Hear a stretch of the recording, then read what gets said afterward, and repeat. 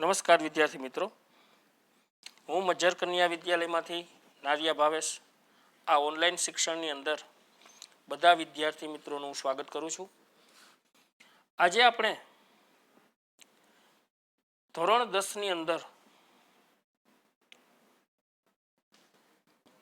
પાઠ નંબર 15 આર્થિક વિકાસની સમજૂતી મેળવીશું.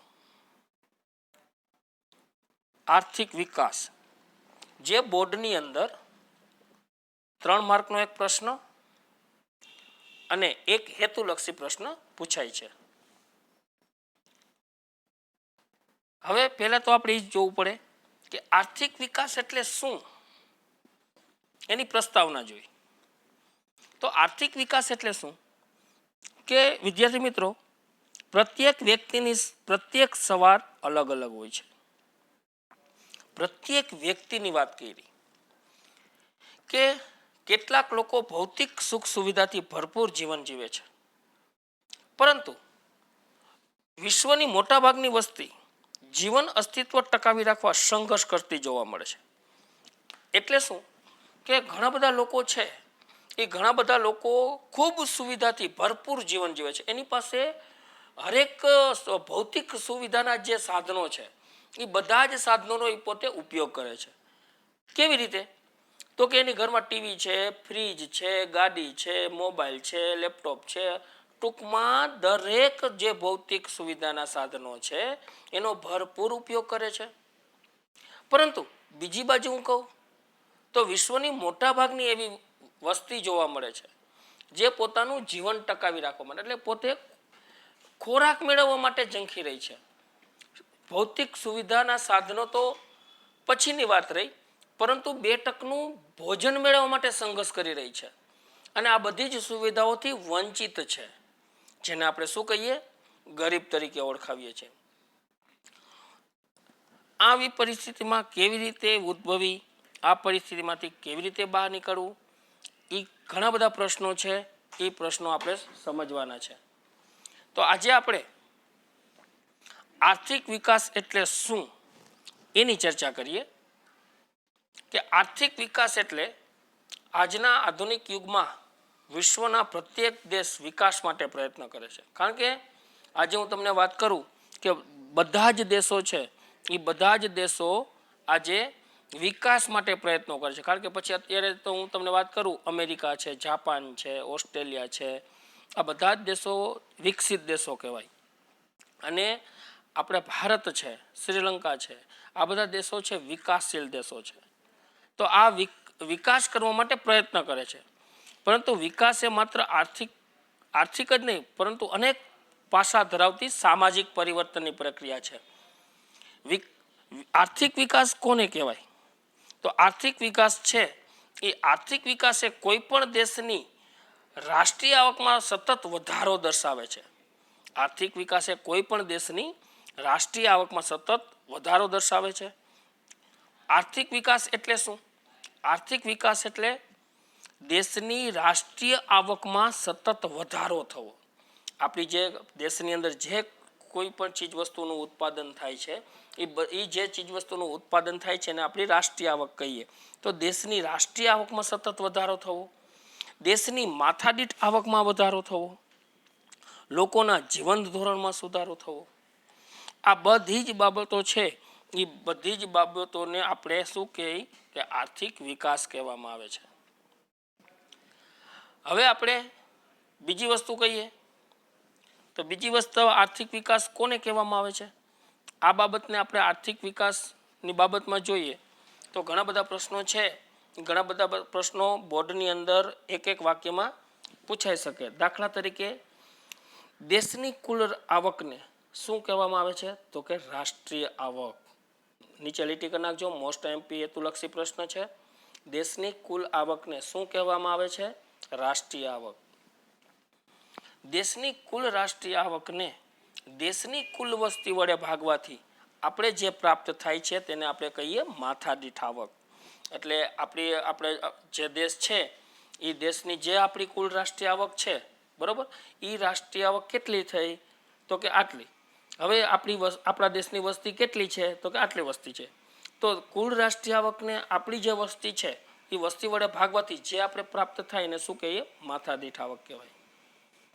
જ્યારે જીવન ધોરણમાં લોકોને પ્રાપ્ત થતી સગવડો જેવી કે અનાજ, કપડાં, શિક્ષણ, આરોગ્ય, વાહન વ્યવહારની સુવિધા અને રહેઠાણની સુવિધાનો સમાવેશ થાય છે.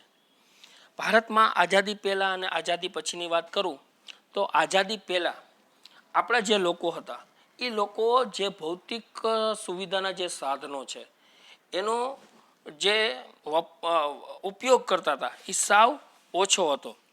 એની જે સુવિધામાં એને જે વપરાશ અને સુવિધા છે બહુ એનો ઉપયોગ ઓછો કરતા. દાખલા તરીકે અનાજ, કપડાં, વીજળી, શિક્ષણ, આરોગ્ય, રહેઠાણ.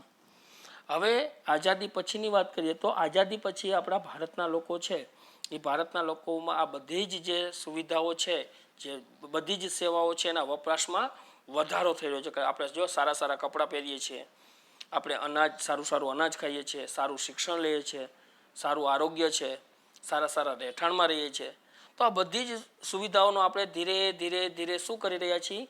ઉપયોગ કરતા થઈ ગયા છીએ. તો અગાઉની સરખામણીમાં અત્યારે આ બધી જ જરૂરિયાતો છે વધારે સારી રીતે સંતોષી શકાય છે. કારણ કે જે પહેલાં આપણે વીજળી નહોતી, કપડાં, અનાજ, શિક્ષણ, આરોગ્ય, રહેઠાણ આ બધું જ આપણે સારી રીતે સંતોષી શકાતો નહોતો, પરંતુ આઝાદી પછી ધીરે ધીરે આ બધી જ વસ્તુઓનો આપણે સારી રીતે શું કરી શકીએ છીએ? એનો સંતોષ આપણે જે જરૂરિયાત છે વધારે પૂરી કરતા જાય છે. તો આમ શું કહી શકાય? આથી જ કહી શકાય કે ભારતમાં આર્થિક વિકાસ થઈ રહ્યો છે. હવે આ પ્રશ્ન છે, આ પ્રશ્ન બોર્ડની અંદર 2 માર્કમાં પૂછાઈ શકે કે ભારતમાં આર્થિક વિકાસ થઈ રહ્યો છે, કારણ આપો. તો આ બધા જ પોઈન્ટ છે એ લખવાના છે. ત્યાર પછી આપણે એક મહત્વનો પ્રશ્ન આવી જાય છે, આર્થિક વૃદ્ધિ અને આર્થિક વિકાસ વચ્ચેનો તફાવત. કોને વિકાસ કહેવો, કોને વૃદ્ધિ કહેવું, બે વચ્ચે ઘણો બધો તફાવત છે. સામાન્ય રીતે આર્થિક વૃદ્ધિ અને આર્થિક વિકાસ બંને શબ્દો આમ તો વધારો જ દર્શાવે છે, પરંતુ આજે હું તમને એક વસ્તુ કહું, તમને એમ લાગે કે આર્થિક વૃદ્ધિ અને આર્થિક વિકાસ છે શું? તો આર્થિક વિકાસ અને આર્થિક વૃદ્ધિ વચ્ચે ઘણો તફાવત એ છે કે દાખલા તરીકે એક વસ્તુ તમને કહું કે આજે અમેરિકાનું ઉદાહરણ દઉં. અમેરિકા છે તો અમેરિકામાં જે વધારો થાય છે ને તેને આર્થિક વૃદ્ધિ કહેવાય. અને જ્યારે આપણે વિકાસશીલ દેશો એટલે આપણે ભારતની વાત કરું તો ભારતમાં જે થઈ રહ્યું છે ને આર્થિક વિકાસ કહેવાય. ટૂંકમાં જે વિકસિત દેશો છે, વિકસિત દેશોની અંદર જે પણ વધારો દર્શાવે છે ને આર્થિક વૃદ્ધિ કહેવાય. જ્યારે વિકાસશીલ દેશોની અંદર જે વૃદ્ધિ થતી હોય, જે વધારો થતો હોય એને આર્થિક વિકાસ કહેવાય. તો આપણે પહેલું જ જોઈએ કે વિકાસ પ્રક્રિયાના આધારે વાત કરીએ તો વિકાસની પ્રક્રિયાના આધારે તફાવત જોઈએ તો આર્થિક વિકાસ એ ગુણાત્મક છે અને આર્થિક વૃદ્ધિ એ પરિમાણાત્મક છે. એટલે કે આર્થિક વિકાસ એટલે શું? આપણે જો સારું શિક્ષણ લઈએ છીએ, આપણે સારા રીતિ રિવાજો, સારા નિયમો, આપણા આદર્શો, મૂલ્યો, આની અંદર જે વધારો ફેરફાર થાય, પરિવર્તન આવે તો શું કહેવાય કે ગુણાત્મક પરિવર્તન થઈ રહ્યું છે. જ્યારે આર્થિક વૃદ્ધિ એ પરિમાણાત્મક છે કે જ્યારે કોઈ પણ ચીજવસ્તુઓના જથ્થામાં વધારો થાય છે તેને શું કહેવાય? પરિમાણાત્મક છે. આર્થિક વિકાસ એ પ્રથમ અવસ્થા છે, જ્યારે આર્થિક વૃદ્ધિ આર્થિક વિકાસ પછીની અવસ્થા છે. એટલે કે અહીંયા જો જોવા જેવી વસ્તુ શું છે કે વિકાસ એ પ્રથમ અવસ્થા છે. એટલે કે જ્યારે વિકાસ થઈ જાય ને પછી જે થાય ને એને આપણે વૃદ્ધિ કહેવાય. તો જો અમેરિકામાં છે ને, અમેરિકામાં વિકાસ થઈ ગયો છે પણ હવે જે થશે ને એ શું દર્શાવે છે? આર્થિક વૃદ્ધિ દર્શાવે છે. એનો મતલબ એવો થયો કે વિકાસ એ પ્રથમ અવસ્થા છે, જ્યારે આર્થિક વૃદ્ધિ એ વિકાસ પછીની અવસ્થા છે.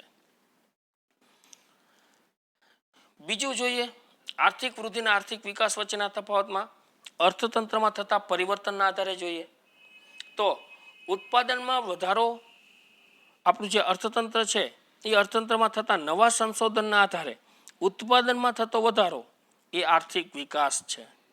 દાખલા તરીકે ખેતી ક્ષેત્રમાં ઘઉં, ડાંગર જેવા પાકમાં નવા બિયારણોની શોધ થતાં ઉત્પાદનમાં અનેક ગણો વધારો થયો. તો આ બાબત શું દર્શાવે છે? તો આર્થિક વિકાસ દર્શાવે છે. કારણ કે આપણે આપણા ખેતી ક્ષેત્રની અંદર નવા બિયારણો આવ્યા, ડાંગર, ઘઉં, કપાસ. હવે આ નવા બિયારણોની શોધ થઈ એટલે શું થયું કે ઉત્પાદનમાં વધારો થયો. તો જે ઉત્પાદનમાં વધારો થાય તો એ આર્થિક વિકાસ કહેવાય. જ્યારે બીજી બાબત કહીએ તો ખેડાણ લાયક જમીનમાં વધારો થવાથી ખેતી લાયક ઉત્પાદનમાં વધારો થાય તો તેને શું કહેવાય? આર્થિક વૃદ્ધિ કહે છે. ત્રીજી બાબત જોઈએ. ત્રીજી બાબત વિકસિત અને વિકાસશીલ દેશોના સંદર્ભમાં જોઈએ તો વિકસિત અને વિકાસશીલ દેશોના સંદર્ભમાં પણ બંને વચ્ચે મોટો તફાવત જોવા મળે છે. વિકસિત અને વિકાસશીલ દેશોના સંદર્ભમાં જોઈએ તો વિકસિત દેશોની રાષ્ટ્રીય આવકમાં થતો વધારો એ આર્થિક વૃદ્ધિ કહેવાય. જ્યારે વિકાસશીલ દેશોની રાષ્ટ્રીય આવકમાં થતો વધારો એ આર્થિક વિકાસ કહેવાય. જો બંને વચ્ચે શું છે તો જો જે વિકસિત દેશ છે એ વિકસિત દેશની અંદર જે રાષ્ટ્રીય આવકમાં વધારો થાય તો એને વૃદ્ધિ કહેવાય. પણ આપણા જો આ એ જ વસ્તુ છે આપણા વિકાસશીલ દેશોમાં બને કે વિકાસશીલ દેશોની જો રાષ્ટ્રીય આવકમાં વધારો થાય તો એને કહેવાય આર્થિક વિકાસ કહેવાય. આ આખો પ્રશ્ન છે બોર્ડની અંદર 3 માર્કનો પૂછાય છે કે આર્થિક વૃદ્ધિ અને આર્થિક વિકાસ વચ્ચેનો તફાવત સમજાવો. તો આ ત્રણેય પાસા છે વિકાસની પ્રક્રિયાના આધારે. આપણે પહેલો જ પાસું જોયું વિકાસની પ્રક્રિયાના આધારે. બીજું પાસું જોયું આપણે અર્થતંત્રમાં થતા પરિવર્તનના આધારે. ત્રીજું પાસું આપણે જોયું કે વિકસિત અને વિકાસશીલ દેશોના સંદર્ભમાં. તો આ ત્રણેય પાસા છે એ આપણે લખવા પડે. આખો પ્રશ્ન છે એક વખત વાંચી અને નોટબુકમાં લખી લેવો.